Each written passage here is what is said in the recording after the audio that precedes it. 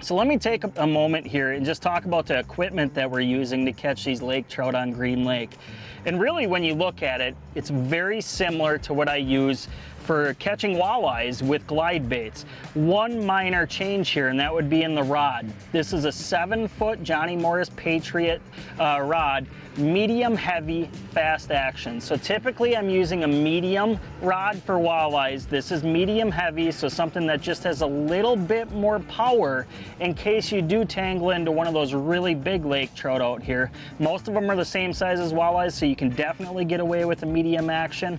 But then when I look at the reel, it's the same reel that I use for walleyes. This is a Johnny Morris Platinum 3000 size spinning reel. Really good drag system, which is extremely important with these lake trouts, because when you get them on, so you're fighting them for a decent amount of time, but the main line's exactly what I would use for walleyes too. 10-pound fire line, 15-pound 100% fluorocarbon leader, so real similar setup. The only thing I would say is if you have a fast action rod that's available to you, go with that in case you get hooked into one of these really big lakers on Green Lake.